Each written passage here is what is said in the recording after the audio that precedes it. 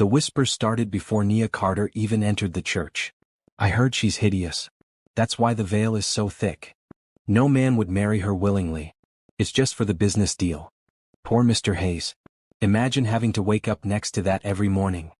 Nia stood in the small room behind the altar, her hands trembling as she clutched a bouquet of white roses someone had shoved at her an hour ago. The veil covering her face was heavy, layers of thick lace that made it hard to breathe. Her Uncle Gerald had chosen it specifically. Keep your face covered, he'd said that morning, his voice cold as always. No one needs to see you until it's too late for Hayes to back out. She was 23 years old and this was her wedding day.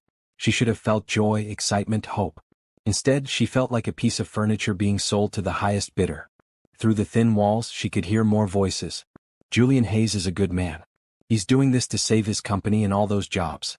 Real sacrifice. Still, marrying a woman you've never even seen. That takes courage or desperation. Nia closed her eyes. She'd never met Julian Hayes. She'd only seen his picture in business magazines her uncle kept in his office. Tall, handsome, successful. Everything she wasn't, according to Gerald. For 18 years, since her parents died in a car accident, her uncle had reminded her daily that she was a burden. Too plain, too quiet, too much trouble. When Hayes Industries needed a merger with Morrison Technologies to survive, Gerald had seen his chance to finally get rid of her. It's a good deal for everyone, Gerald had told her 2 weeks ago. Hayes gets the merger and saves his failing company. I get a profitable partnership. And you? You get a roof over your head and a husband. More than you deserve, really? Nia hadn't argued. She'd learned years ago that arguing with Gerald Morrison only made things worse. Besides, what choice did she have? She had no money, no job experience, nowhere to go. At least this way she might have a chance at something different. Even if that something meant marrying a stranger who probably hated her already. The church music started. Wagner's Bridal Chorus. The sound made Nia's stomach twist. A wedding coordinator pushed open the door. It's time. Nia forced her feet to move. The coordinator led her to the church entrance where her uncle waited, looking uncomfortable in his gray suit. He didn't meet her eyes as he took her arm. Remember, he whispered as the doors opened, don't mess this up. Hayes is expecting a proper wife. Quiet, obedient, invisible. That should be easy for you. The church was barely half full. Most of the guests were on the groom's side, business associates and employees who had come to witness their boss's sacrifice. On Nia's side sat 3 people, Gerald's secretary, his lawyer, and a distant cousin who'd come hoping for free food. Every eye turned to stare at her as she walked down the aisle. Even through the thick veil, she could feel their judgment, their curiosity, their pity. Some people didn't even bother hiding their phones as they took pictures of the ugly bride. Then she saw him. Julian Hayes stood at the altar in a perfectly tailored navy blue suit. He was taller than she'd imagined, with dark brown skin and broad shoulders that spoke of strength. His expression was unreadable, his jaw tight. He watched her approach with the same look someone might give a business contract they were about to sign but weren't happy about. When Nia reached the altar, Gerald practically shoved her forward before taking his seat. She stumbled slightly and Julian's hand shot out to steady her. His touch was gentle, which surprised her. The minister began speaking, but Nia barely heard the words. Her heart was pounding so loud it drowned everything else out. This was really happening. In a few minutes she would be married to this man. This stranger who had agreed to take on a wife he'd never seen because his company was dying and her uncle had offered a lifeline. Do you, Julian Michael Hayes, take this woman to be your lawfully wedded wife? I do. His voice was deep and steady. No hesitation but no warmth either.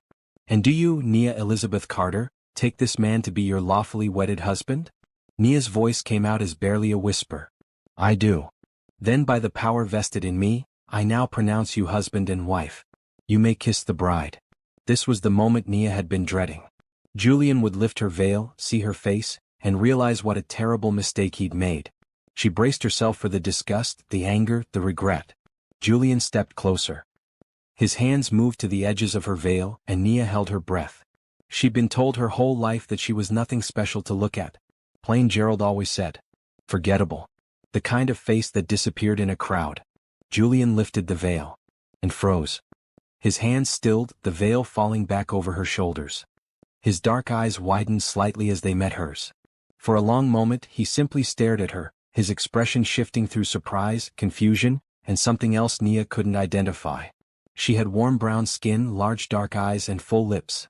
Her hair was pulled back in a simple style, revealing high cheekbones and a graceful neck. She wasn't a supermodel, but she was far from ugly. In fact, as Julian continued to stare, it became clear that whatever he'd been expecting, it wasn't this. "You're beautiful," he whispered, so quietly that only she could hear. Nia's eyes filled with tears. In 23 years, no one had ever called her beautiful. She didn't know how to respond. Julian seemed to catch himself. He blinked, then leaned in and pressed a gentle, brief kiss to her lips. It was formal, appropriate for the setting, but there was a softness to it that surprised her. The church erupted in polite applause.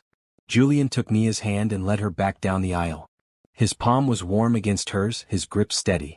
She glanced up at him, trying to understand what had just happened, but his expression had returned to that unreadable mask. They signed the marriage certificate in silence.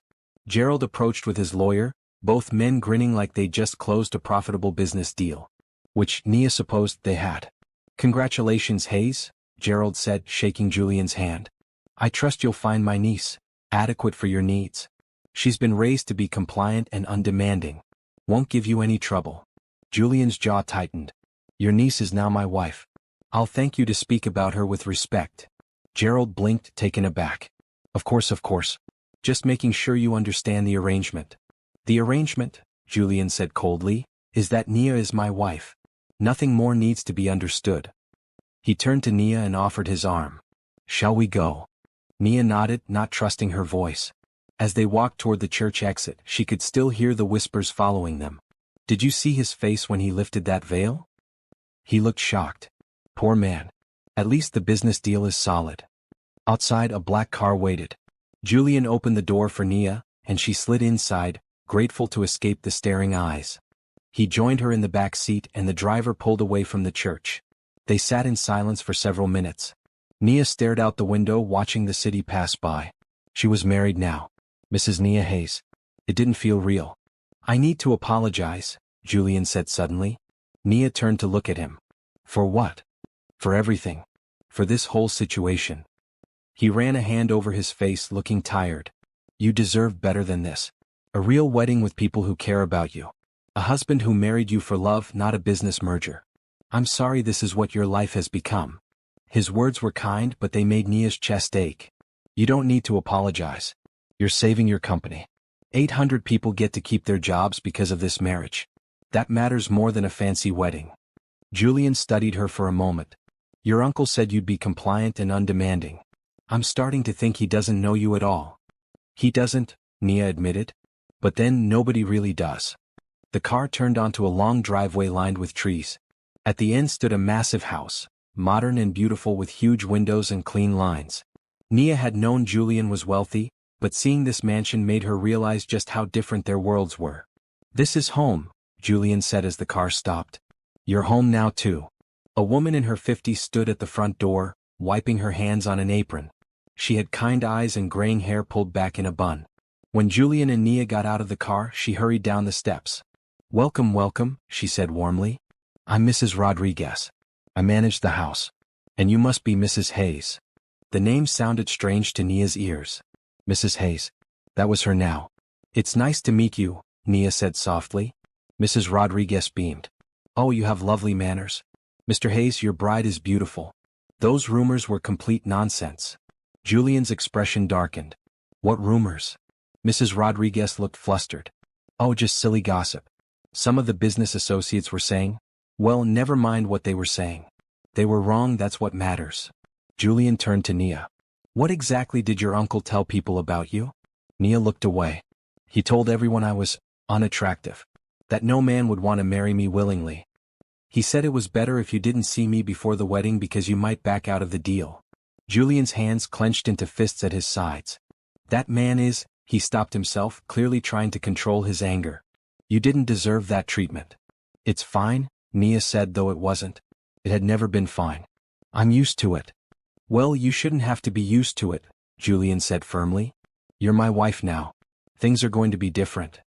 Mrs. Rodriguez, sensing the tension, clapped her hands together. "Why don't I show Mrs. Hayes to her room? I'm sure she'd like to rest after the ceremony." "Her room?" Nia asked. Julian looked slightly uncomfortable. "I thought you'd want your own space. We barely know each other." I didn't think you'd be comfortable sharing a bedroom right away. But if you prefer. No, Nia said quickly. A separate room that's very thoughtful. Thank you. She followed Mrs. Rodriguez inside, through rooms that looked like they belonged in a magazine. Everything was clean and modern and expensive. They climbed a curved staircase to the second floor, walked down a long hallway and stopped at a door near the end. This is your room, Mrs. Rodriguez said, opening the door. Mr. Hayes's room is just across the hall. The bathroom is en suite and you have your own closet. I took the liberty of buying some basic items for you, but we can go shopping for anything else you need. The room was beautiful. A large bed with soft blue bedding, wide windows overlooking a garden, a sitting area with comfortable chairs. It was bigger than the entire attic bedroom Nia had lived in at her uncle's house. It's perfect, Nia whispered. Thank you. Mrs. Rodriguez smiled. Dinner will be at 7. If you need anything before then, just press the button by the bed and I'll come up. Welcome to the family, dear. After Mrs. Rodriguez left, Nia sat on the edge of the bed. She was still wearing her wedding dress, still had flowers in her hair. She was married. She had a husband. She lived in a mansion now with a kind housekeeper and a bedroom bigger than most apartments. And she had no idea what came next. Would you turn away from someone who needed help just because they couldn't repay you? Think about that as you watch Nia's story unfold. And if this story touches your heart, please subscribe and share your thoughts in the comments. Sometimes the people we think are unwanted are simply waiting for someone to see their true worth. Nia woke the next morning to sunlight streaming through windows she'd forgotten to cover. For a moment she didn't know where she was. Then memory rushed back. The wedding. Julian's frozen expression when he lifted her veil. This beautiful room that was somehow hers now. She sat up slowly, her body stiff from tension. The wedding dress hung on the closet door where she'd left it last night.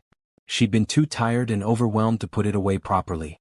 Now in the morning light it looked almost sad.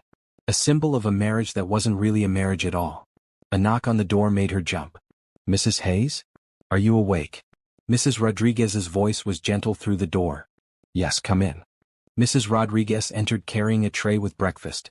I thought you might like to eat in your room this morning. Mr. Hayes had to leave early for the office, but he said to tell you to make yourself at home. Explore the house, use anything you'd like. Nia accepted the tray, touched by the gesture. Fresh fruit, toast, scrambled eggs and orange juice. More food than she usually ate for breakfast. At her uncle's house, she'd been expected to make do with whatever leftovers were available. Thank you. This is really kind. It's my pleasure. Mrs. Rodriguez sat in one of the chairs by the window. I hope you don't mind me saying, but you look a bit lost. Nia managed a small smile. I am lost. I don't really know what I'm supposed to do here. What Julian expects from me. Mr. Hayes is a good man, Mrs. Rodriguez said firmly. He works too hard and takes too much responsibility on his shoulders, but his heart is kind. He won't hurt you or make demands you can't meet. Give him time and give yourself time too. This is new for both of you. Did he tell you about the arrangement? That this marriage is really just for business? Mrs. Rodriguez's expression softened. He told me the circumstances, yes. But I've worked for Mr. Hayes for 10 years, and I've never seen him look at anyone the way he looked at you yesterday when he lifted that veil. Whatever this marriage started as, it doesn't have to stay that way. Nia wanted to believe that, but hope felt dangerous. She'd spent too many years hoping her uncle would finally see her as family, that things would get better, that someone would care. Hope had only led to disappointment. After Mrs. Rodriguez left, Nia showered and dressed in one of the simple outfits the housekeeper had bought for her. A green sweater and jeans. Comfortable clothes, casual clothes. She'd spent years wearing Gerald's cast-off donations, things that never quite fit right. These clothes were new and soft and chosen just for her. She spent the morning exploring the house. 8 bedrooms, 6 bathrooms, a formal dining room, a casual dining room, a library filled with books, a home gym, and a massive kitchen where Mrs. Rodriguez was preparing lunch. Everything was clean and organized and beautiful. Mr. Hayes's mother was an interior designer, Mrs. Rodriguez explained when she found Nia admiring the artwork in the living room. She decorated most of the house herself before she passed. Mr. Hayes hasn't changed much since then. I think keeping it the same helps him feel close to her. When did she die? 5 years ago. Cancer. It was very hard on him and his sister. His father is still alive but lives across the country. They're not close. Nia studied a painting of a sunset over water. The colors were bold and beautiful. She was talented. She was. There's actually a studio upstairs, the small room at the end of the east hallway. It's been locked since she died. Mr. Hayes couldn't bear to go in there. Something about that made Nia sad. A whole room full of creativity and beauty, locked away because of grief. She understood that feeling. She'd locked away parts of herself too, hiding them from her uncle's criticism. Julian came home at 6 that evening. Nia was in the library looking through books when she heard the front door open. Her stomach tightened nervously. She'd been alone with her thoughts all day, and now she'd have to face her husband. Her stranger husband who'd married her to save his company. "Nia?" Julian's voice called from the hallway. "In here." He appeared in the library doorway, still wearing his work clothes. A blue dress shirt with the sleeves rolled up, dark slacks. He looked tired, but his expression brightened slightly when he saw her. "Hi. How was your day?" The question was so normal, so domestic, that it threw Nia off balance. "It was fine. Mrs. Rodriguez showed me around. You have a beautiful home. It's your home too now." He loosened his tie. "I wanted to talk to you about something. I've been thinking about this situation, about what we both need from this arrangement." Nia braced herself. Here it came. The rules, the expectations, the list of things she'd have to do to earn her place in this house. Julian sat down in the chair across from her. "I don't want you to feel trapped here. I know this marriage wasn't your choice. Your uncle forced you into it just like my company situation forced me into it. But I want you to know that you have freedom here. You don't have to ask permission to go places or do things. This isn't a prison." Nia blinked. That wasn't what she'd expected at all. "I also want you to know," Julian continued, "that I won't force you into anything physical. I know some arranged marriages come with certain expectations. But I'm not that kind of man. This is your home, your safe space. You set the boundaries. Why are you being so kind to me?" The question came out before Nia could stop it. "You don't know me. I'm just part of a business deal. You don't owe me kindness." Julian was quiet for a moment. "When I lifted your veil yesterday, I expected to see exactly what your uncle had described. Someone plain, unremarkable. I was prepared to be polite, to do my duty, to make the best of a bad situation." He met her eyes. "But then I saw you. And I realized your uncle had lied about everything. If he lied about something as obvious as what you look like, what else did he lie about? Who you are, what you deserve, why you agreed to this marriage." Tears burned behind Nia's eyes.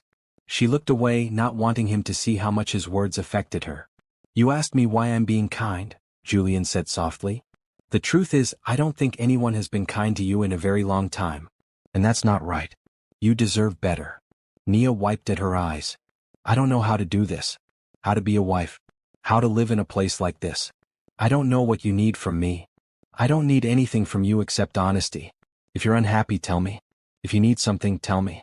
If you want to leave, tell me that too. I won't keep you prisoner here." He stood up. "I'm going to change out of these work clothes. Dinner should be ready soon. Will you join me?" Nia nodded, not trusting her voice. That night, they ate dinner together at the kitchen table. Not the formal dining room, but the small table where Mrs. Rodriguez usually ate her own meals. It felt less intimidating that way, more normal. They talked about simple things.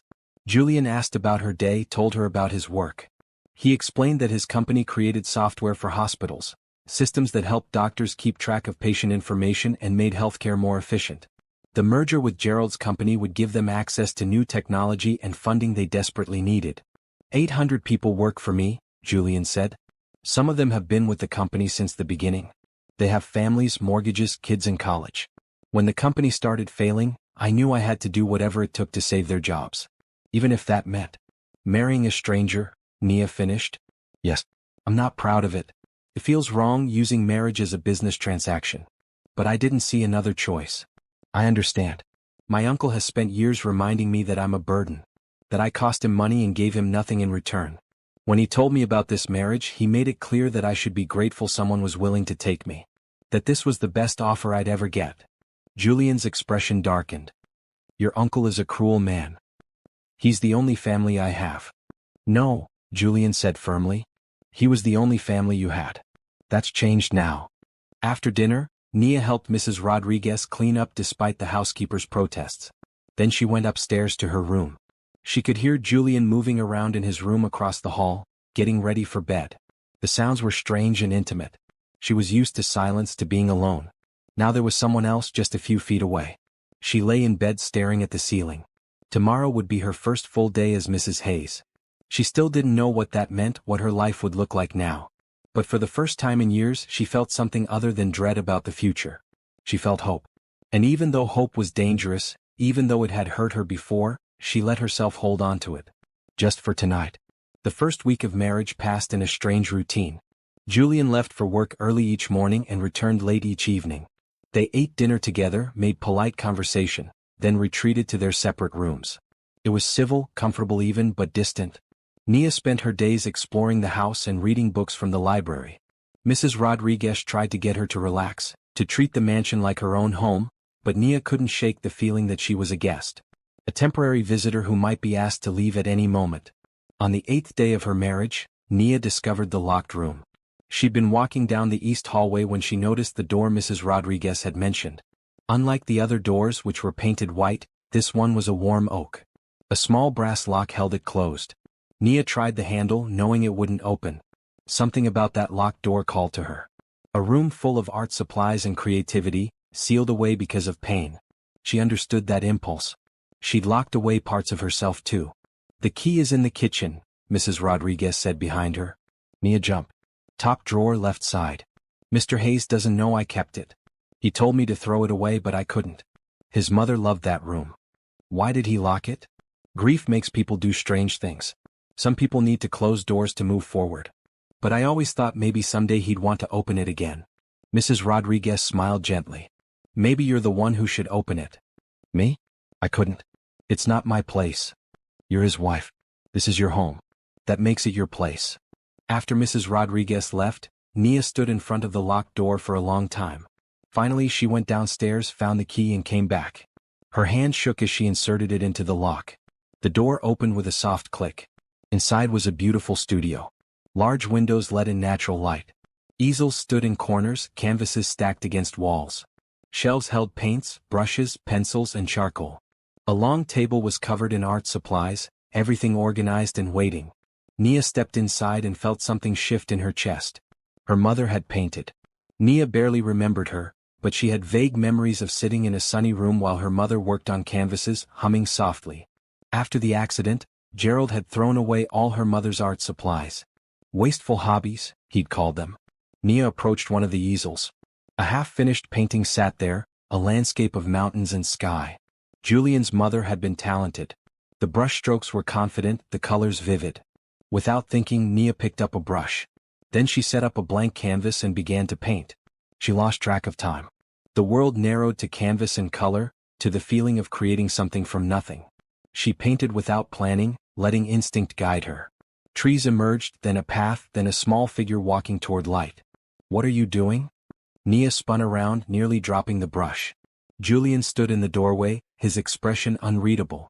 She'd been so focused that she hadn't heard him come home. I'm sorry, she said quickly. Mrs. Rodriguez said the key was in the kitchen. I shouldn't have come in here without asking. I'll clean everything up.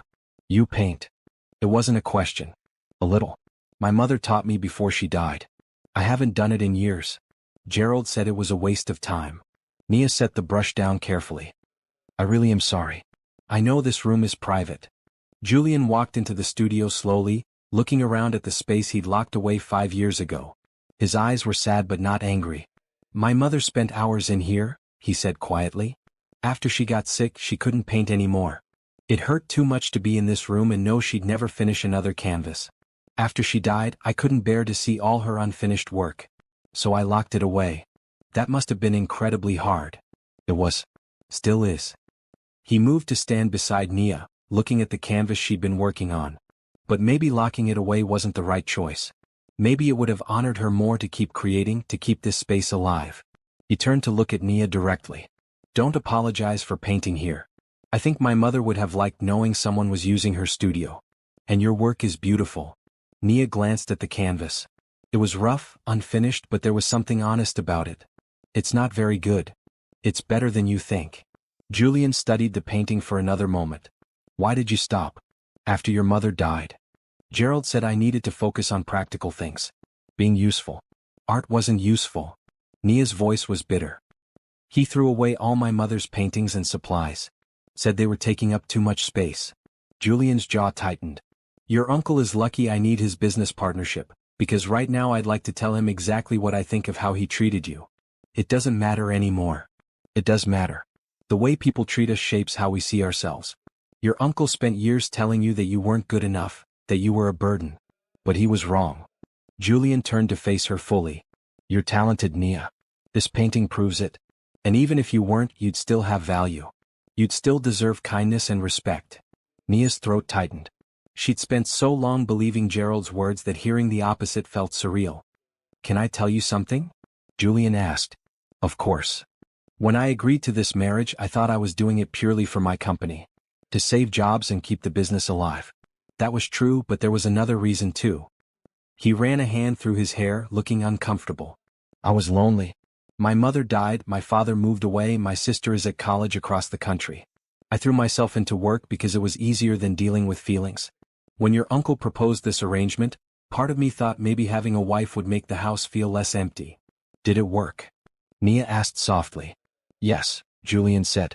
But not in the way I expected. I thought you'd just be someone else living here. Instead, you're someone I actually want to know.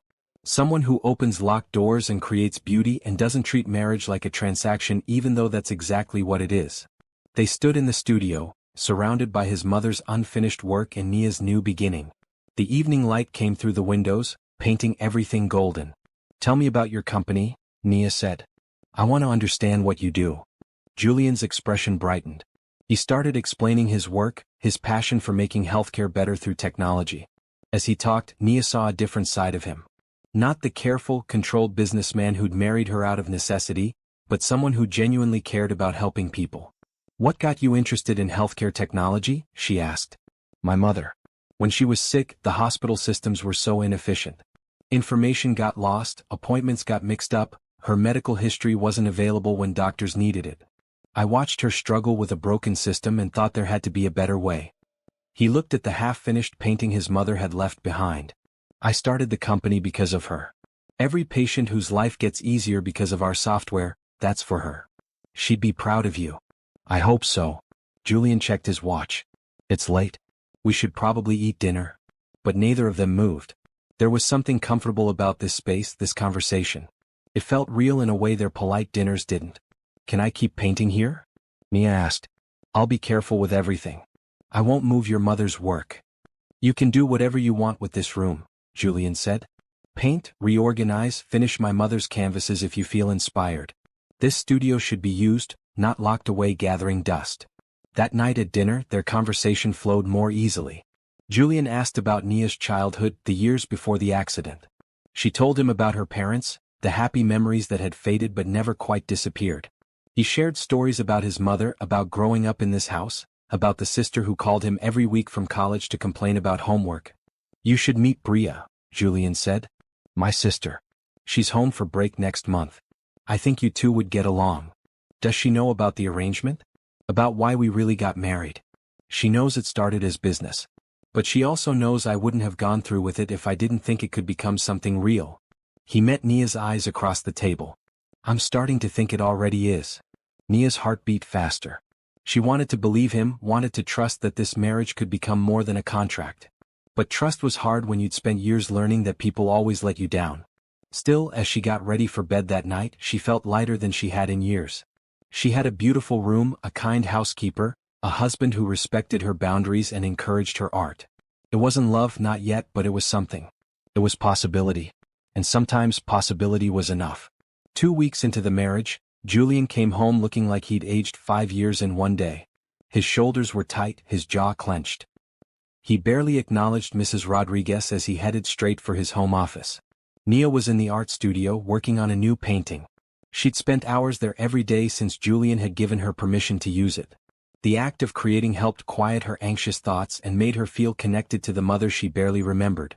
She set down her brush and went downstairs.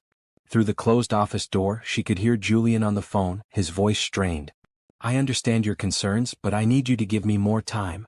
No, the merger is solid. Because I said so, that's why. Nia hesitated, then knocked softly. Julian? Silence. Then, come in. She opened the door. Julian sat at his desk, his head in his hands. The phone lay on the desk beside him. What happened? The business deal is falling apart. His voice was flat, defeated. My lead investor, Thomas Bradford, is threatening to pull out. He says the merger with your uncle's company isn't enough. He wants proof that our management is stable, that we're making good decisions. He thinks this marriage is a sign of desperation rather than strategy. What does he want you to do? He wants me to prove the marriage is real. That it's not just a business arrangement.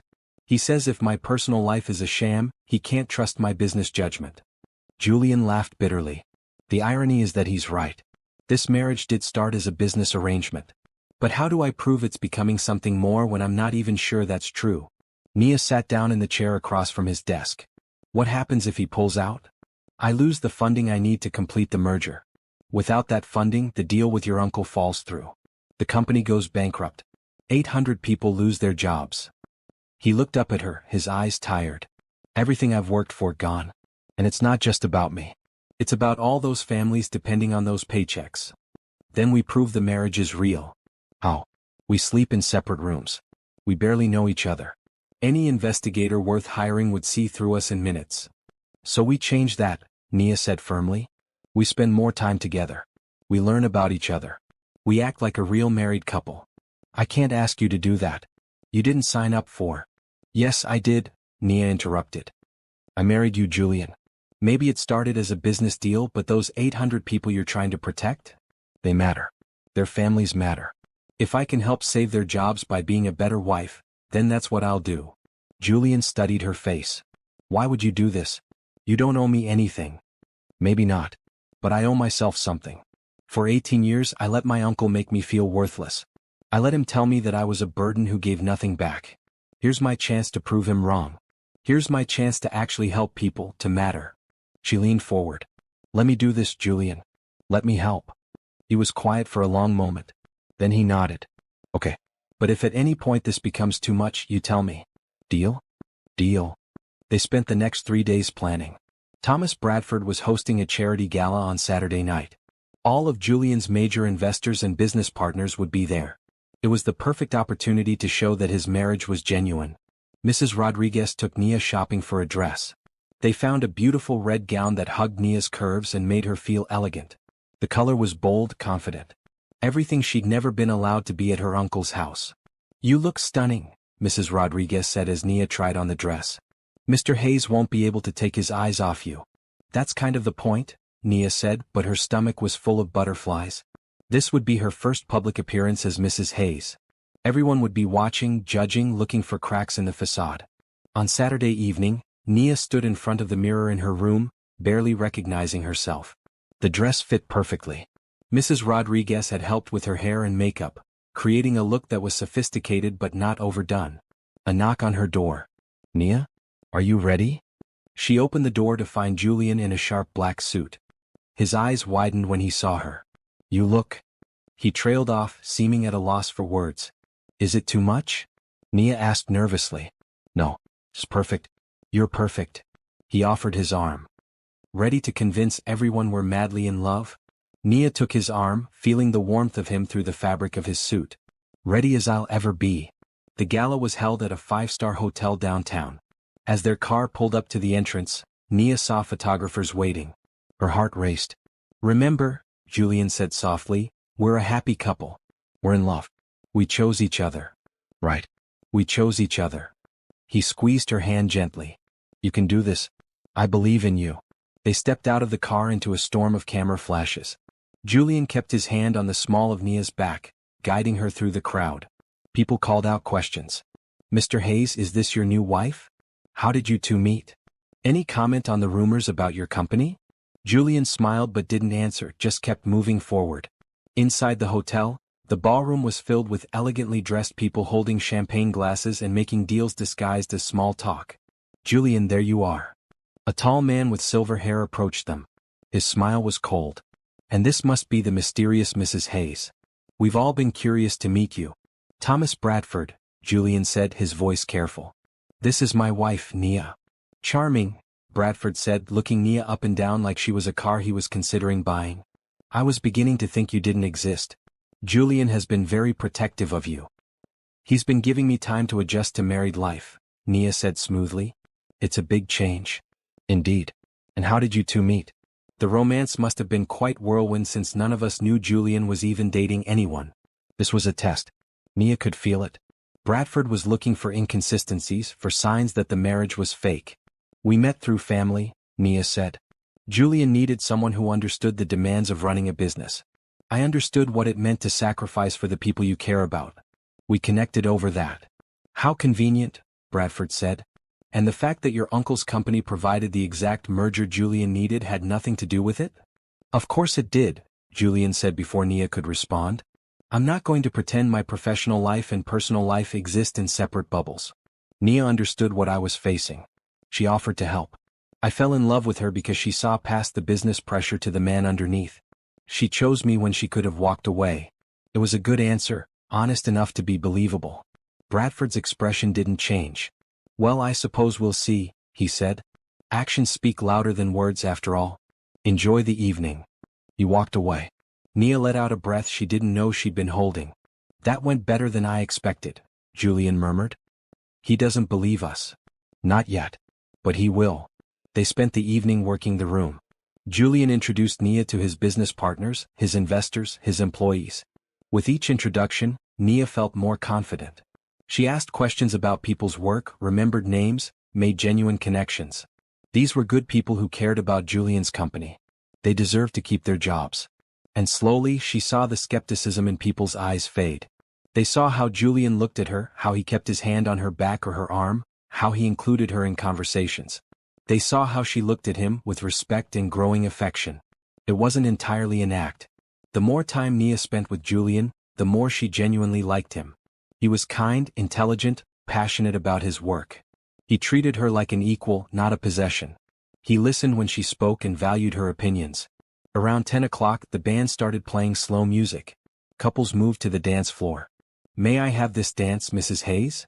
Julian asked formally. Nia placed her hand in his. You may, Mr. Hayes. On the dance floor, Julian pulled her close. One hand held hers, the other rested on her waist. They swayed to the music, and for a moment, Nia forgot about the watching eyes and the business deal and the fact that this marriage had started as a transaction. Thank you for doing this, Julian said quietly. I know tonight was probably overwhelming. It was. But it was also good. Your colleagues care about you. They want the company to succeed. They do. Which is why I can't let them down. He met her eyes. But I also don't want to let you down. This isn't fair to you, asking you to play a role. What if it's not entirely a role anymore? The words came out before Nia could stop them. Julian's hand tightened on her waist. What do you mean? I mean, when I defended our marriage to Bradford, I wasn't completely lying. I do understand sacrifice. I do see past the business pressure to who you really are. And I. She trailed off, not quite ready to finish that sentence. You what? Julian's voice was soft, hopeful. I'm starting to care about you, Nia admitted. As more than just a business partner. As more than just the man whose house I live in. As my husband. Julian was quiet for a moment. Then he leaned in closer, his forehead nearly touching hers. I'm starting to care about you too. More than I expected. More than I probably should, given how this all started. They swayed together, the rest of the room fading away. This wasn't about the gala anymore, or the business deal, or proving anything to anyone. This was real. When the song ended, they pulled apart reluctantly. Bradford was watching them from across the room, his expression thoughtful.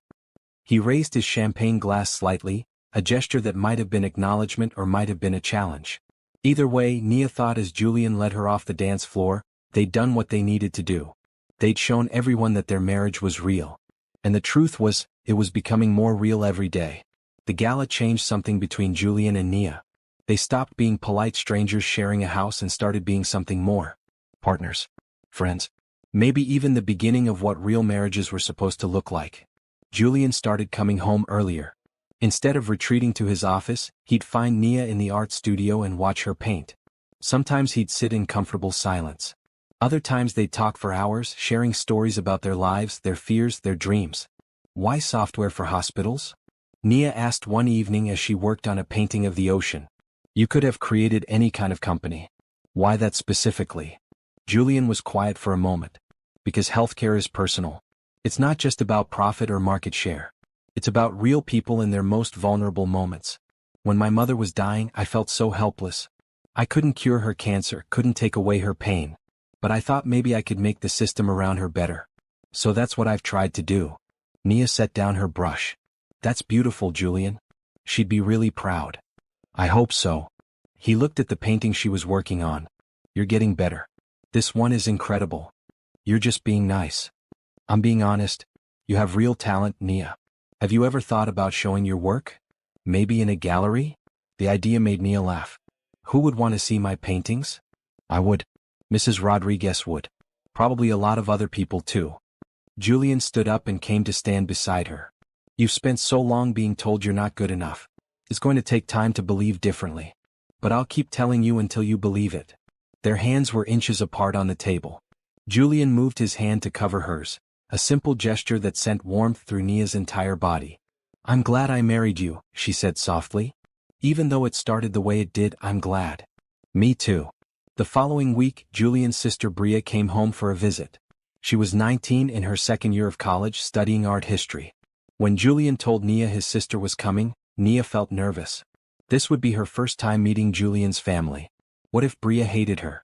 What if she saw through the marriage and realized it had started as a business deal? But when Bria burst through the front door on Friday afternoon, all energy and bright smiles, those fears disappeared.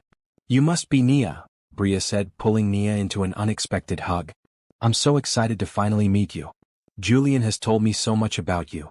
She was beautiful, with dark skin like her brother's and natural hair pulled back in a colorful scarf.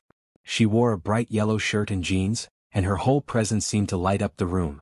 It's wonderful to meet you too, Nia said, returning the hug. Where is my boring brother? Bria asked, looking around. Still at work, Nia said. He should be home in about an hour. Perfect. That gives us time to talk without him hovering. Bria linked her arm through Nia's. Show me everything. I want to see what you've done with the house, hear all about the wedding, know everything. Over the next hour, Nia showed Bria around the mansion. When they reached the art studio, Bria gasped. You opened Mom's studio? Julian said he'd locked it away. I hope that's okay. He gave me permission. It's more than okay. It's amazing. Bria walked around the room looking at Nia's paintings. These are yours? Nia, you're really talented. Thank you. Your mother's work inspired me. She was incredible. Bria's eyes filled with tears. She was. I miss her every day. She wiped at her eyes. Sorry, I didn't mean to get emotional. Don't apologize. I understand. I lost my parents too. They sat together in the studio, two young women bonded by loss and art. Bria told stories about her mother, about growing up in this house, about how much Julian had struggled after their mother died. He threw himself into work, Bria said. It was like he couldn't let himself feel anything because if he started, he'd never stop. That's why he locked this room. Too many feelings in here. He's opening up more now, Nia said. At least I think he is. That's because of you. He's different since you came. Lighter somehow. Like he remembered it's okay to be happy. Bria smiled. I'm really glad he married you, Nia. Even if it was sudden. Julian came home to find his wife and sister in the studio, laughing over stories and looking at art. The smile on his face was genuine and warm. I see you two are getting along, he said from the doorway. Your wife is amazing, Bria announced. I'm keeping her. You can't have her back. I don't think that's how marriage works, Julian said, but he was still smiling. They had dinner together that night, all three of them plus Mrs. Rodriguez, who Bria hugged like family. The conversation flowed easily, full of laughter and shared memories. Nia felt like she belonged here, like she was actually part of this family instead of just someone passing through. After dinner, Bria insisted on looking through old photo albums. She pulled out pictures of Julian as a child, of their mother, of family vacations and holidays. Nia studied the photos, seeing glimpses of the life this family had built together. This was Mom's favorite picture, Bria said, pointing to a photo of a woman in the art studio, paint splattered on her clothes and a huge smile on her face. Dad took it the day she finished her first big commission. She was so proud. She was beautiful, Nia said. She would have loved you, Bria said confidently. She always wanted Julian to find someone kind and creative. Someone who understood that there's more to life than business deals and profit margins. Julian's hand found Nia's under the table, squeezing gently. Over the weekend, the three of them fell into an easy rhythm. They cooked breakfast together, took walks in the garden, watched movies in the evening. Bria treated Nia like the sister she'd always wanted. asking her opinion on everything from her college classes to what color she should paint her dorm room. On Sunday afternoon, Bria pulled Nia aside. "Can I tell you something?" "Of course. I know why Julian married you. He told me about the business deal, about needing the merger to save the company." Bria's expression was serious. "At first I was worried. I thought he was making a huge mistake, marrying someone he didn't love just for business reasons. But now that I've met you, I understand." "Understand what?" "Why it worked. You two are good together. Maybe it started as business, but it's not just business anymore. Anyone can see that." Bria smiled. "Julian looks at you the way Dad used to look at Mom. Like you're the most important person in the room. That's not acting. That's real." Nia's heart swelled. "I care about him too. A lot." "Good. Because he deserves someone who sees him for who he really is. Not just the successful businessman or the guy trying to save 800 jobs. The real Julian who loves art even though he can't paint, who visits sick kids at the hospital every month, who cries at sad movies but tries to hide it." "He cries at sad movies?" "Every single time. Don't tell him I told you." Bria hugged Nia tightly. "Thank you for making my brother happy again. And thank you for opening Mom's studio. I think she'd be really glad to know someone was creating in there." When Bria left on Monday morning to go back to college, she made Nia promise to call her often. "We're sisters now," she said firmly. "That means we talk and share everything and support each other. Deal?" "Deal," Nia agreed. After Bria drove away, Julian pulled Nia into his arms. "Thank you for being so wonderful with my sister. She adores you. I adore her too. She's amazing." "She is. And so are you." Julian pulled back to look at Nia's face. This weekend felt like what family is supposed to feel like. What marriage is supposed to feel like. "It did," Nia agreed softly. "I know we said this was just an arrangement. That we keep things separate, professional. But Nia, I don't want that anymore. I want this to be real. I want us to be real." Nia's breath caught. "What are you saying?" "I'm saying I'm falling for you. Maybe I have been since I lifted that veil and realized your uncle had lied about everything. Maybe it happened during the gala when you defended our marriage like it actually mattered. Or maybe it was yesterday watching you laugh with my sister like you'd known her your whole life." He cupped her face gently. "I don't know when it happened, but it did. And I need to know if there's any chance you might feel the same way." Nia's eyes filled with tears. Happy tears this time. "I feel the same way, Julian. I didn't want to. It seemed dangerous to care about you when I was so sure you'd eventually realize I wasn't worth keeping. But I can't help it. I care about you. I'm falling for you too." Julian smiled, a real smile that lit up his whole face. Then he leaned in and kissed her.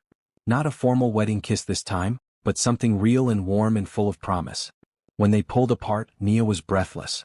"So what happens now?" she asked. "Now we stop pretending this is just business. Now we build something real together." Julian took her hand. "If you wanted, that is." "I want to," Nia said without hesitation. And for the first time since the wedding, she felt like this marriage might actually become what marriages were supposed to be. Not a business deal or a sacrifice, but a partnership built on respect and affection and growing love. 3 weeks after Bria's visit, Nia's uncle showed up at the mansion unannounced. She was in the garden with Mrs. Rodriguez, discussing which flowers to plant, when she heard raised voices from inside the house. "I don't care if he's busy. I need to speak with my niece. Now." Nia's blood ran cold. She'd recognized that voice anywhere. Gerald Morrison. She hurried inside to find her uncle in the foyer, arguing with Julian. Gerald looked the same as always. Expensive suit, cold eyes, the expression of a man who thought the world owed him something. "Nia," Gerald said when he saw her. His smile didn't reach his eyes. "There you are. I need to talk to you. Privately." "Whatever you need to say, you can say in front of my husband," Nia said, moving to stand beside Julian. Gerald's expression soured. "Fine. I'll be direct. I need money. $1 million to be exact." "For what?" Julian asked coldly. "That's none of your concern. Nia owes me. I raised her for 18 years after her parents died. Clothed her, fed her, gave her a roof over her head. Now it's time she paid me back." Nia felt sick. "You forced me into this marriage to get rid of me. You said I was a burden, that you were doing me a favor by finding someone willing to take me. Now you want me to pay you? Think of it as compensation for my trouble. Raising you wasn't easy or cheap." Gerald crossed his arms. "Besides, you can afford it now. You're married to a billionaire. $1 million is nothing to you. Get out," Julian said, his voice dangerously quiet. Excuse me? I said get out of my house. You have no right to demand money from Nia. No right to speak to her at all after the way you've treated her. Gerald's face turned red. I have every right. She's my niece. And if you don't give me what I'm asking for, I'll tell everyone the truth about this marriage. That it's a sham. A business deal to save your failing company. How do you think your investors will react when they find out? The threat hung in the air like poison. Nia saw Julian's jaw clench, saw the anger in his eyes. But she also saw something else. He was looking to her, waiting to see what she wanted to do. For 18 years, Nia had let Gerald control her. She'd accepted his cruelty, his insults, his complete lack of love. She'd believed him when he said she was worthless. But she wasn't that person anymore. No, Nia said firmly. Gerald blinked. What? I said no. You're not getting any money. You're not getting anything from me ever again. Nia stepped forward, her fear transforming into anger. You took me in after my parents died and I'm grateful for that. But you didn't raise me with love. You raised me with resentment. You made me feel like I was a burden every single day. You told me I was ugly, worthless, that I should be grateful anyone would even look at me. I was trying to give you realistic expectations, Gerald said defensively. You were being cruel.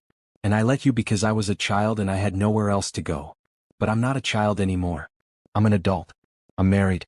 I have a family now who actually cares about me. So you can take your threats and your demands and leave. I don't owe you anything. You ungrateful little. Watch how you speak to my wife, Julian said, stepping between Gerald and Nia. His voice was ice. Nia has given you her answer. Now I'll give you mine. If you try to tell anyone that our marriage is fake, I'll make sure every business contact you have knows exactly what kind of man you are. How you treated your orphan niece. How you extorted her into a marriage so you could benefit from a business deal. I don't think your reputation will survive that kind of exposure. Gerald's face went from red to pale. You wouldn't. Try me. I have more money and more connections than you'll ever have. If you come after Nia, if you try to hurt her in any way, I will destroy you. Professionally and personally. That's not a threat. It's a promise. For a long moment, Gerald just stared at them. Then he laughed, a bitter, ugly sound. You deserve each other. A desperate businessman and an unwanted orphan. What a pair. Get out, Nia said. And don't come back. Gerald left, slamming the door behind him. The sound echoed through the house. Then there was silence. Nia's hands were shaking. Now that the adrenaline was fading, she felt sick and scared and angry all at once. Are you okay? Julian asked, taking her hands in his. I don't know. That was terrifying. You were amazing. The way you stood up to him, the way you refused to let him intimidate you. Nia, I've never been more proud of anyone in my life. Mrs. Rodriguez appeared from the kitchen, her face concerned. Is everything all right? I heard shouting. Everything's fine, Mrs. Rodriguez, Julian said. Gerald Morrison won't be bothering us anymore. That night, Nia couldn't sleep. She kept replaying the confrontation in her head, kept hearing Gerald's cruel words. You ungrateful little. She'd cut him off before he could finish, but she knew what he was going to say. A soft knock on her door. Nia?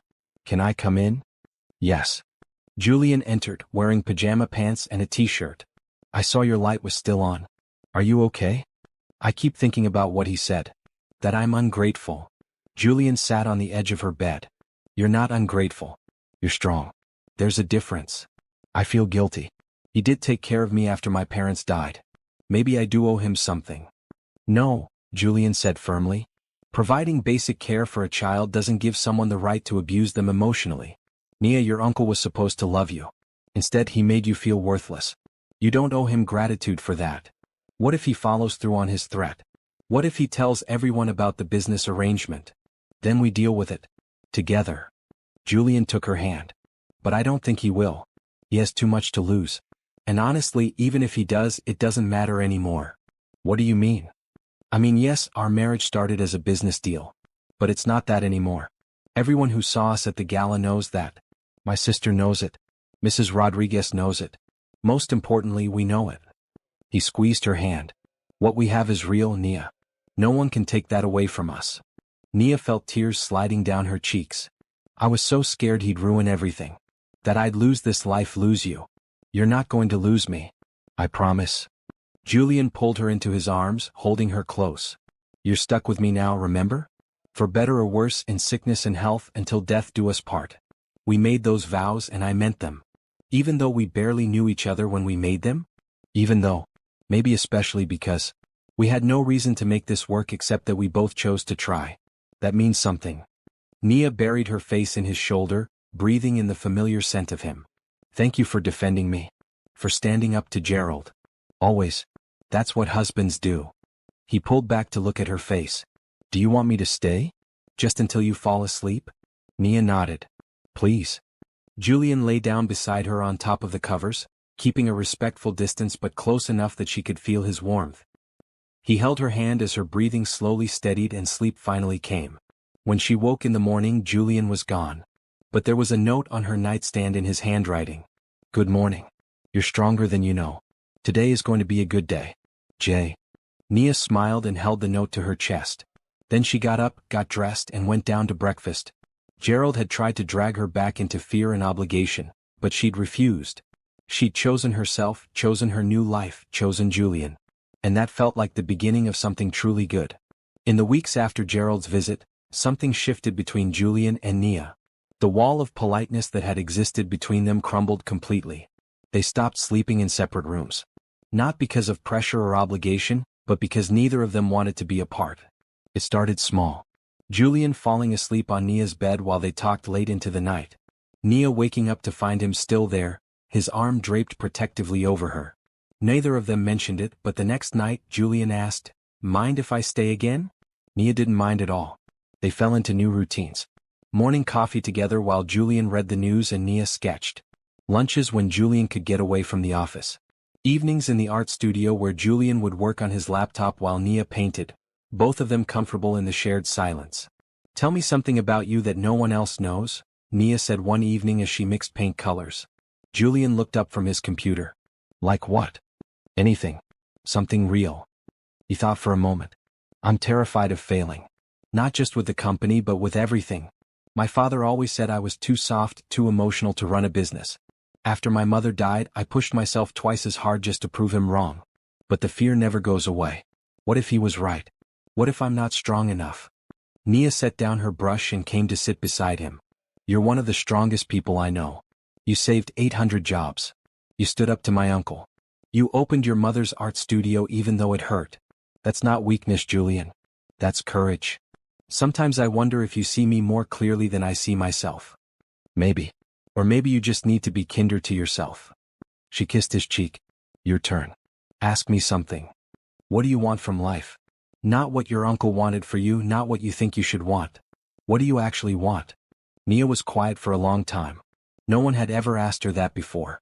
I want to matter. I want to create things that make people feel something. I want to wake up and be excited about the day instead of just surviving it. And I want to be with someone who sees me, really sees me, not just what they want me to be. I see you, Julian said softly. Every day I see you more clearly. Their faces were close now, their breath mingling. Julian's hand came up to cup Nia's cheek, his thumb brushing across her skin. Can I kiss you? Not for show, not for anyone else. Just because I want to. Yes. The kiss was slow and sweet and full of promise. When they pulled apart, both of them were smiling. I should probably tell you something, Julian said. What? I think I'm falling in love with you. Nia's heart soared. Just falling? Because I think I already fell. Julian laughed and pulled her close again. They stayed like that for a long time, wrapped up in each other, feeling like they'd finally found what they'd both been searching for. The next morning, Nia woke to find Julian already awake, watching her with a soft expression. How long have you been staring at me? She asked, stretching. Not long. You're beautiful when you sleep. Actually, you're beautiful all the time, but especially when you sleep. You're being sappy. I'm being honest. He kissed her forehead. I have to go to the office for a few hours, but I was thinking maybe we could do something tonight. Just the two of us. A proper date. We're married. Don't married people skip the dating part? Not us. We did everything backwards. We got married before we even knew each other. I think we deserve some dates. He smiled. So what do you say? Dinner and a movie? Or we could go to that art gallery downtown you mentioned wanting to see. The art gallery sounds perfect. Julian left for work and Nia spent the morning painting. She was working on a new piece, something different from her usual landscapes.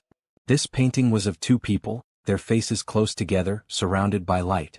It was Julian and her, she realized. Not a portrait exactly, but something more abstract. A feeling captured in color and form. Mrs. Rodriguez found her in the studio around noon. "You've been painting for 4 hours straight. You need to eat something." "I will, I promise. I just want to finish this section." Mrs. Rodriguez came to look at the canvas. "That's beautiful, Nia. Is that you and Mr. Hayes?" "Maybe. I'm not sure yet. It's still developing." "It's love," Mrs. Rodriguez said simply. "That's what you're painting. Anyone can see it." That evening Julian came home early.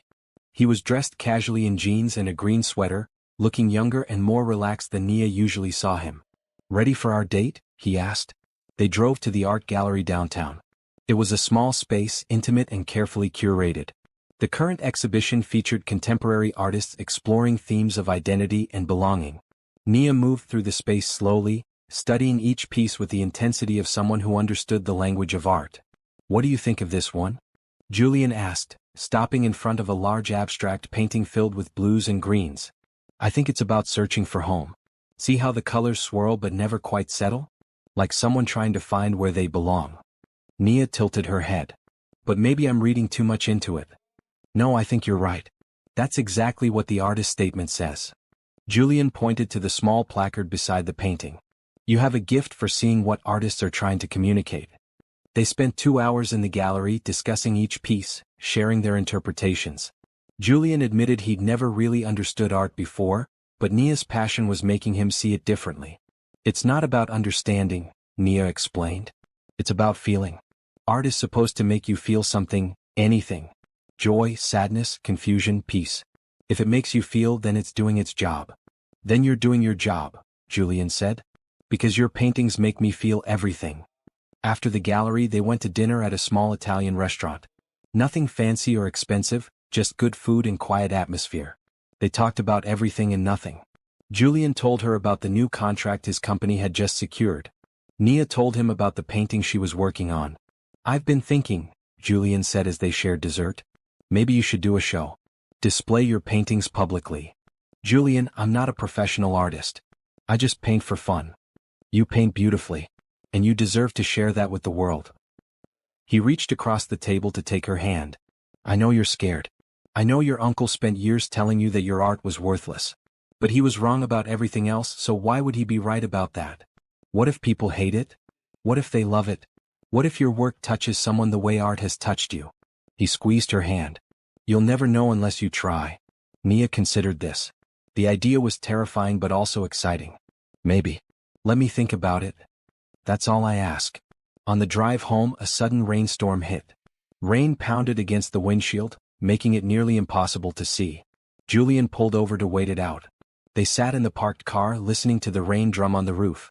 The windows fogged up, creating a private little world just for the two of them. "Can I tell you something?" Nia asked. "Always. I was so scared on our wedding day. I thought my life was over. I thought I was being sold to a man who would hate me or hurt me or just ignore me completely. Instead I found you." Her voice caught. "You've given me everything, Julian. A home, a family, a chance to be myself. And the scary part is I keep waiting for it to be taken away. I keep waiting to wake up and find out this was all just a dream."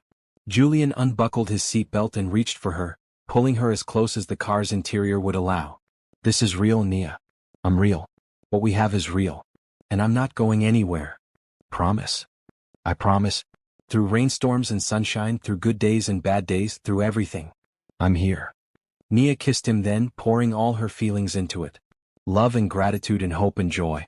When they finally pulled apart, both of them were breathless. "I love you," Nia whispered. "I don't think I've ever said it out loud, but I do. I love you, Julian." "I love you too. More than I thought I was capable of loving anyone." He rested his forehead against hers. "You changed my life, Nia. You opened doors I'd locked, you brought color into gray spaces. They sat in the car until the rain stopped, holding each other, talking softly about their future. About the life they were building together. About dreams they'd stopped letting themselves dream. When they finally drove home, Nia felt lighter than air. She'd spent so many years believing she was unwanted, unlovable. But Julian saw her. He loved her. He chose her every single day. That night, they fell asleep wrapped in each other's arms.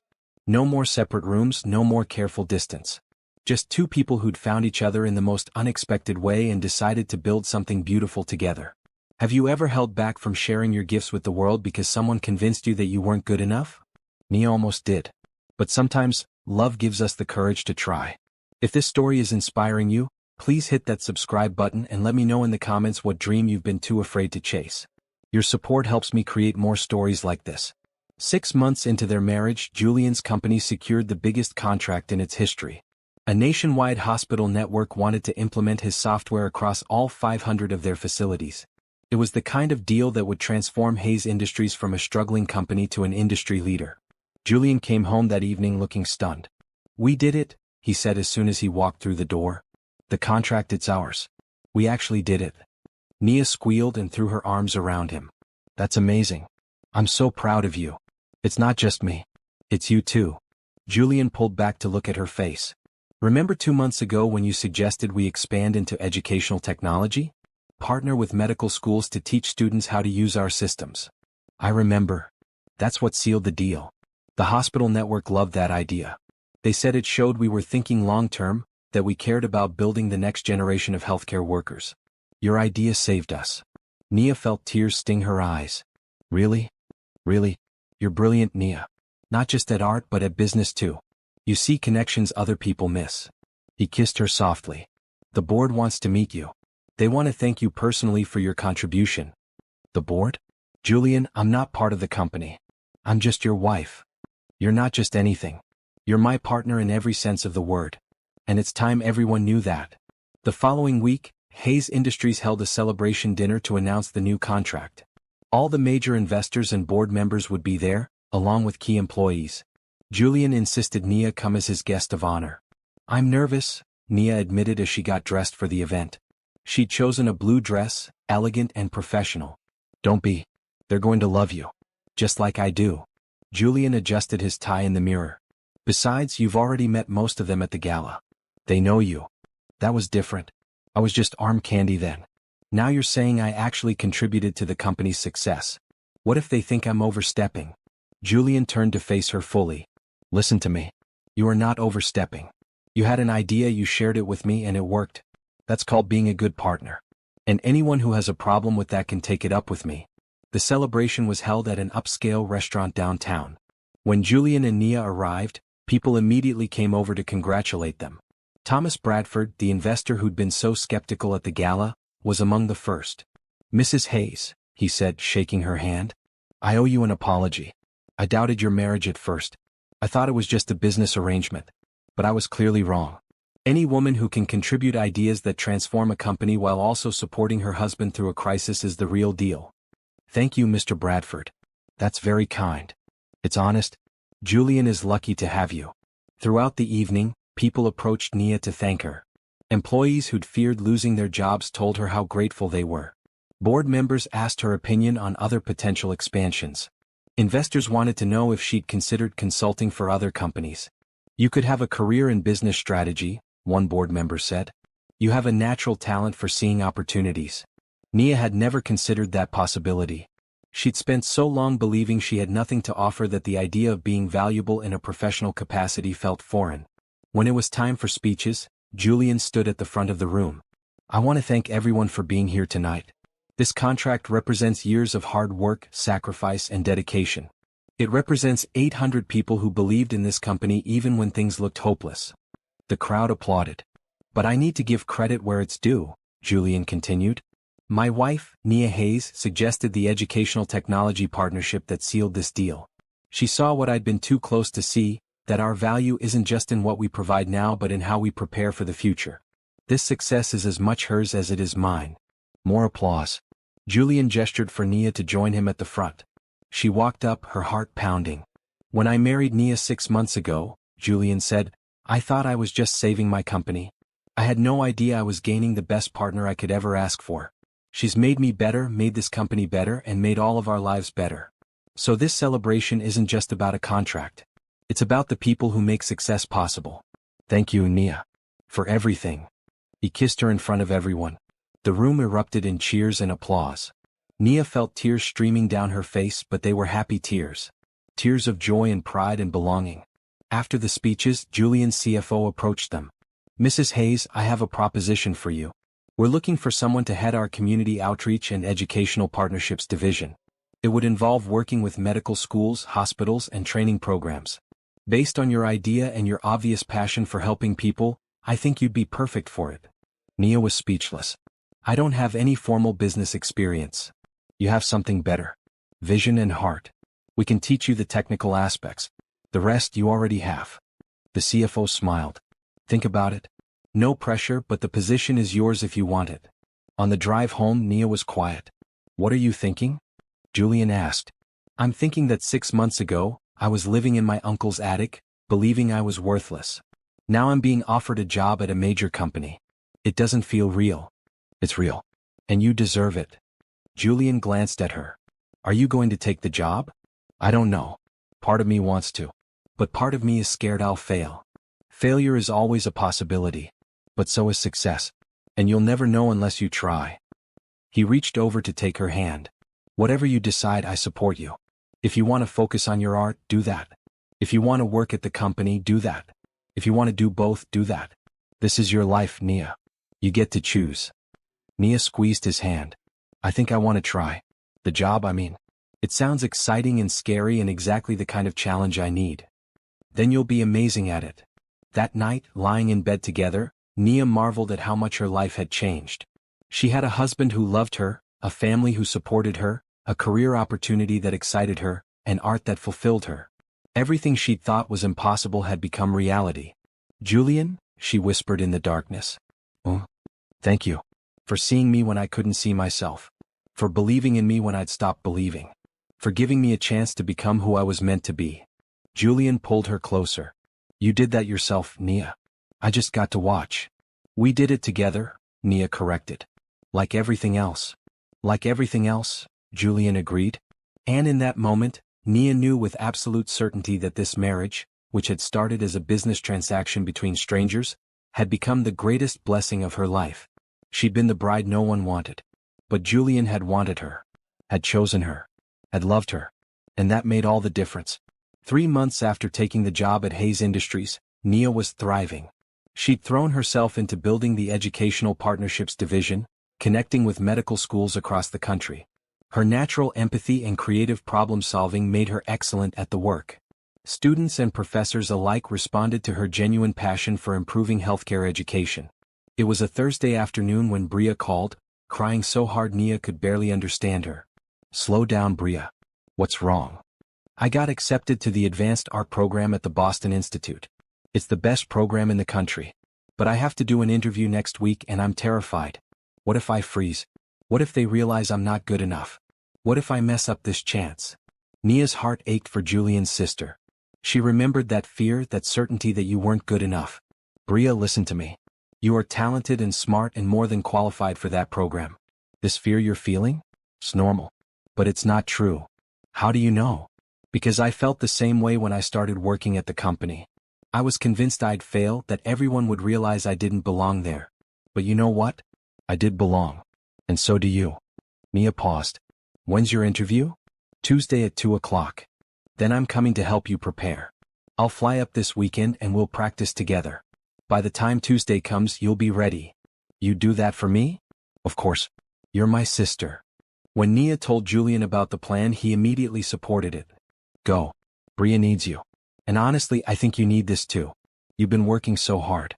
A weekend away with my sister will be good for you." That Saturday, Nia flew to Boston. Bria met her at the airport, hugging her tightly. "Thank you for coming. I know you're busy. Never too busy for family." They spent the weekend preparing. Nia helped Bria organize her portfolio, choose which pieces to highlight, and practice answering common interview questions. More importantly, she helped Bria believe in herself. "You have a unique perspective," Nia said as they reviewed Bria's work. "Your pieces explore themes of loss and healing in ways I've never seen before. That's valuable. The interviewers need to see that you're not just technically skilled but emotionally intelligent. Mom always said art should make people feel something. She was right. And your art does that. It made me feel something the first time I saw it." On Monday night, the night before the interview, Bria was too nervous to sleep. Nia sat with her in her dorm room, drinking tea and talking. "Can I tell you a secret?" Nia asked. Always. On my wedding day I was convinced my life was over. I thought I was being married off to someone who would hate me. I wore that thick veil because my uncle told me I was too ugly for anyone to want to look at me.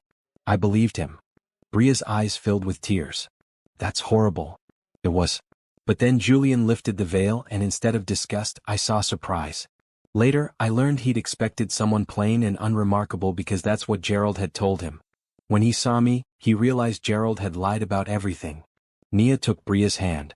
The point is, I spent years believing lies about myself. Lies that kept me small and scared. Don't make the same mistake. Don't let fear tell you who you are. How did you stop believing the lies? Slowly. With help. Julian saw me differently than I saw myself. Mrs. Rodriguez treated me with kindness I didn't think I deserved. You welcomed me as family when you barely knew me. All of you reflected back a version of myself I'd forgotten existed. Eventually I started to believe it. Bria wiped at her eyes. You're one of the strongest people I know. So are you? You've dealt with losing your mom, with your brother being consumed by work, with your dad being emotionally distant. And you kept creating art, kept pursuing your dreams. That's not weakness, Bria. That's courage. The next day, Nia sat in the waiting room while Bria had her interview. She couldn't sit still, too nervous on Bria's behalf. Finally, after an hour, Bria emerged. She was smiling. How did it go? Nia asked, jumping up. I think it went well. Really well. They loved my portfolio, especially the series about healing after loss. And when I started to get nervous, I remembered what you said about having a unique perspective. I let that guide my answers instead of trying to be what I thought they wanted. Bria hugged Nia. Thank you. I couldn't have done this without you. Yes, you could have. But I'm glad I got to be here. They flew back together that evening. Julian picked them up from the airport, pulling both women into a hug. How's my brilliant sister? He asked Bria. Cautiously optimistic. I'll know in 2 weeks if I got in. You got in, Julian said confidently. I have no doubt. That weekend, Julian's father unexpectedly called. He was in town for business and wanted to have dinner. Julian tensed when he told Nia about the invitation. You don't have to come if you don't want to, he said. My relationship with my dad is complicated. He's not the warmest person. I want to meet him. He's part of your family, which makes him part of mine. They met Richard Hayes at an upscale steakhouse. He was in his mid-60s with gray hair and Julian's same dark eyes. He shook Nia's hand formally, studying her with clear assessment. So you're the wife, he said. Julian mentioned the marriage was sudden. It was, Nia agreed, refusing to be intimidated. But sometimes the best things happen unexpectedly. Dinner was tense at first. Richard talked mostly about business, asking Julian pointed questions about the company's performance. He barely acknowledged Nia, treating her like decoration rather than a person. Finally, Nia had enough. Mr. Hayes, can I ask you something? What? Why did you move across the country after your wife died? Richard's expression hardened. That's a personal question. I'm family now. Family gets to ask personal questions. Nia met his gaze steadily. Your children needed you. Julian was trying to save the company his mother inspired him to build. Bria was grieving and struggling. But you left. Why? Nia, Julian said quietly, but she held up a hand. No, I want to know. Because from where I'm sitting, it looks like you abandoned your kids when they needed you most. And now you show up and judge Julian's choices without acknowledging your own. Richard was silent for a long moment. Then, surprisingly, his expression softened slightly. You're right. I did abandon them. After Margaret died, I couldn't stand being in that house, seeing her things, remembering everything we'd lost. So I ran. It was cowardly and selfish, but I didn't know how else to cope. Julian looked shocked. Dad, I've never heard you admit that before. I'm not good at admitting when I'm wrong. Your mother was the emotional one. I was always the practical, distant one. After she died, I didn't know how to connect with you and Bria. So I stopped trying. Richard looked at Nia with something like respect. But you're not letting me get away with that, are you? No, Nia said firmly. Because Julian is an amazing man who built an incredible company and saved 800 jobs and still found time to help his sister and be a wonderful husband. He deserved better from you. He still deserves better. I agree. Richard turned to Julian. I'm sorry, son. I should have been there. I should have supported you instead of criticizing you. I let my grief turn me into a bitter old man who pushed away the people who mattered most. Julian's eyes were wet. I thought you were disappointed in me. That you thought I was too soft to run the company. I never thought that. I was disappointed in myself. You succeeded despite my absence, not because of it. You're twice the man I am. Richard's voice cracked slightly. I'm proud of you, Julian. I should have said it years ago, but I'm saying it now. I'm proud of you. Father and son stared at each other across the table. Then Julian stood up and pulled his father into a hug. Both men were crying, years of pain and misunderstanding finally being released. Nia watched with tears streaming down her own face. This was what family could be. Not perfect but honest. Not without pain but willing to heal. After dinner, as they drove home, Julian reached for Nia's hand. Thank you. For what? For saying what I've been too scared to say for 5 years. For forcing my dad to finally be honest. For caring enough about my family to fight for it. That's what wives do, Nia said softly. At least that's what this wife does. 2 weeks later, Bria called with news. She'd been accepted into the advanced art program with a full scholarship. The family celebrated with dinner at the mansion, all of them together for the first time since Margaret Hayes had died. Richard looked around the table at his children and daughter-in-law and said, Your mother would be so happy to see us all together like this. She always wanted us to be a real family. We are a real family, Bria said. Finally. And looking around at these people who'd all found their way back to each other, Nia knew it was true. Family wasn't perfect. It was messy and complicated and sometimes painful. But it was also love and support and second chances. It was choosing each other, every single day, even when it was hard. Especially when it was hard. 6 months later, Nia stood in an art gallery, looking at 30 of her paintings hanging on white walls.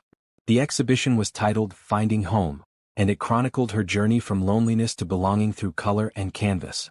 The opening night was packed. Julian stood beside her, his hand on her back, beaming with pride. Bria had flown in from Boston with several of her art school friends. Mrs. Rodriguez was there, wearing her best dress and bragging to anyone who would listen that she'd known Nia was talented from the beginning. Even Richard had come, studying each painting with genuine interest. This one is my favorite, Richard said, pointing to a painting of a door opening to reveal light. It's about new beginnings, isn't it? It is, Nia agreed. I painted it the day Julian opened his mother's studio for me. I felt like I was stepping through a door into a completely different life. Margaret would have loved your work. She would have loved you. Richard smiled, a rare genuine smile. I'm glad my son found you, Nia. You've brought this family back together. An art critic from the local newspaper approached with a notepad. Mrs. Hayes, can I ask you a few questions about your work? As Nia answered questions about her artistic process and inspiration, she saw Julian watching her with such love and pride that it made her chest ache in the best way. How had she gotten so lucky? How had a marriage that started as a business transaction become the greatest love story of her life? After the critic moved on, an older woman approached. She looked at Nia with tears in her eyes. I'm sorry to bother you, the woman said, but I wanted to thank you. This painting right here. She pointed to one titled Worth. It's of a woman looking at her reflection and finally seeing her value. My daughter struggles with self-worth. She spent her whole life being told she isn't enough. I'm going to bring her to this exhibition because I think seeing your work will help her understand that she matters. Nia hugged the woman, both of them crying. Tell your daughter that someone who used to feel the exact same way is rooting for her. Tell her it gets better. The woman left, and Nia turned to find Julian watching her with shining eyes. What? She asked. You're changing lives. Your art is literally changing how people see themselves. Do you understand how incredible that is? Nia looked around the gallery at people studying her paintings, having conversations, seeing themselves reflected in her work. I think I'm starting to. Later that evening, after the crowd had thinned, Julian pulled Nia aside. Come with me. I have something to show you. He led her to the back of the gallery where one painting was covered with a sheet. I asked them to keep this one hidden until everyone else left. Why? Because this one is just for you. He pulled off the sheet. Beneath was a painting Nia had never seen before. It showed the church where they'd gotten married, but instead of a sad bride with a heavy veil, it showed a woman in white with her face exposed, smiling as a man lifted her veil. The colors were bright and hopeful, full of light and possibility. I don't understand, Nia said. I didn't paint this. I did, Julian admitted.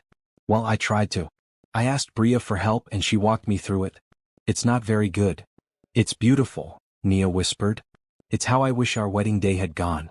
No fear, no lies, no heavy veil hiding your face. Just two people choosing each other with hope instead of obligation. He took both of her hands. Nia, I know we're already married. But I want to do it again. For real this time. Not because of business or mergers or saving companies. Just because I love you and want to stand in front of everyone who matters and tell them you're mine and I'm yours. Nia's heart swelled. You want to renew our vows? I want to marry you the right way. The way you deserve.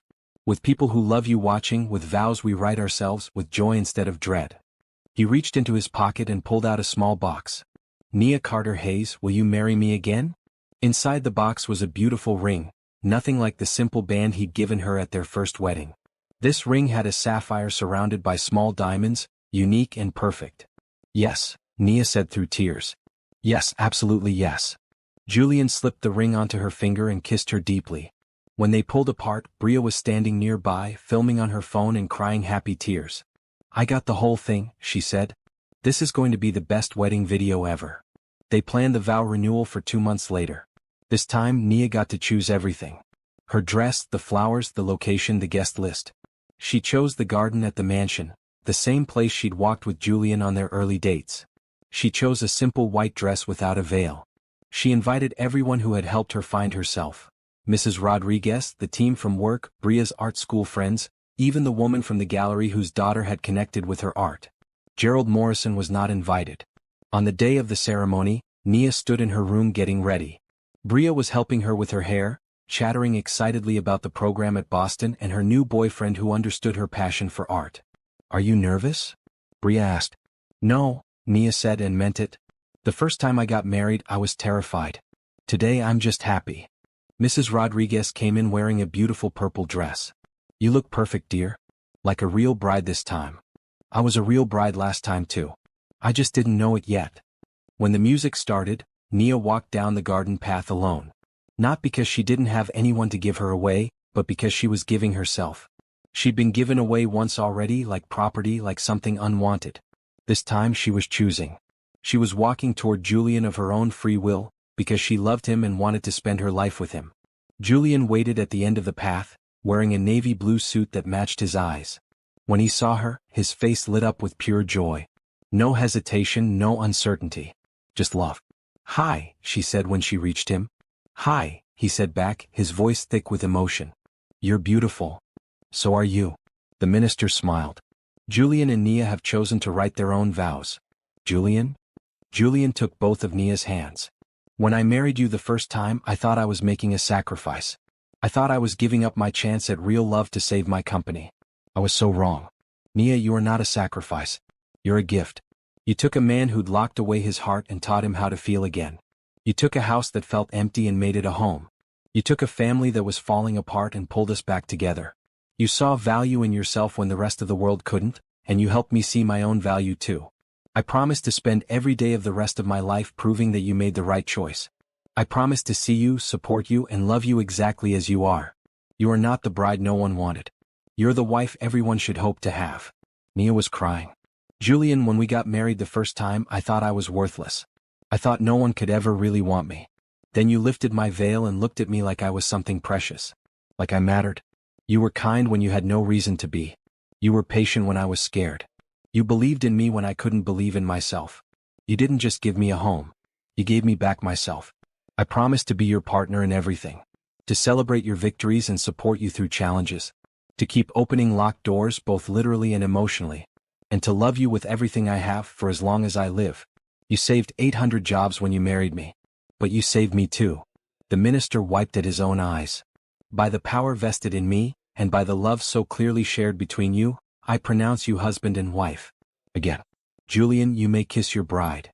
Julian cupped Nia's face gently and kissed her as everyone cheered. This kiss was different from their first. That one had been formal, uncertain. This one was pure joy and love and promise. At the reception, they danced and laughed and celebrated with the people who mattered. Richard gave a toast about second chances and the power of love to heal old wounds. Bria read a poem about finding family in unexpected places.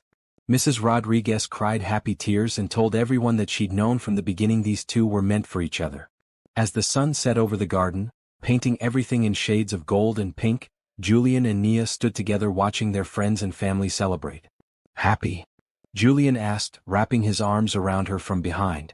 So happy I don't have words for it, Nia said, leaning back against him. A year ago, I never could have imagined this. Any of this. Neither could I. I thought love was something other people got. People who weren't too busy working, people who had time for dating and relationships.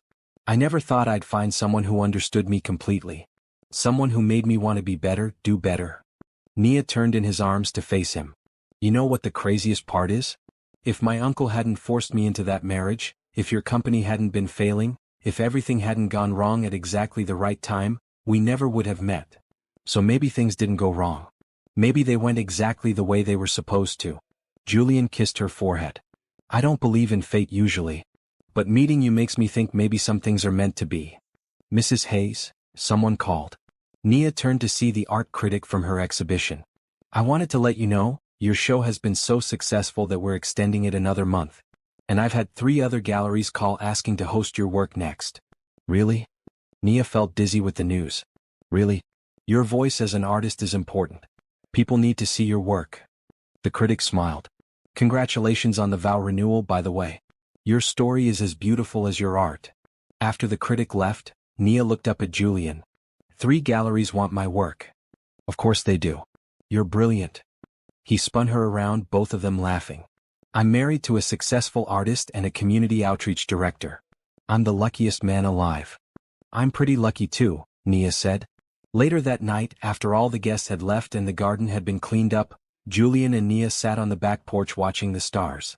I've been thinking, Julian said, about everything that's happened this year. The marriage, the company crisis, meeting you, falling in love. All of it. What about it? I used to think success meant saving the company, keeping 800 people employed, making my father proud. And those things matter. But they're not what success really is. He took her hand. Success is this. Having someone to share life with, building a family, creating a home filled with love and laughter. That's what actually matters.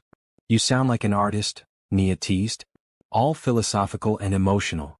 You're rubbing off on me. He pulled her close. Thank you, Nia.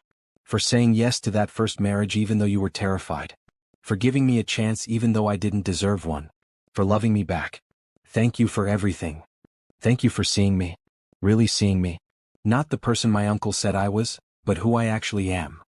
They sat together in comfortable silence, 2 people who'd found each other in the strangest way possible and built something beautiful together. The bride no one wanted had become the wife everyone admired. The desperate businessman had become a husband who valued love over profit. Together, they'd created something neither of them thought possible. A real marriage. A real family. A real home. And as stars glittered overhead and the night wrapped around them like a gentle embrace, Nia thought about the girl she'd been a year ago.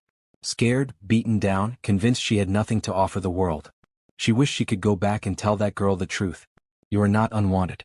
You are not worthless. You are not a burden. You are simply waiting. Waiting for the right person to see you. Waiting for the right moment to shine. Waiting for the chance to become who you were always meant to be. And when that chance comes, you will be ready. Because hope and love and kindness always lead the way. Always.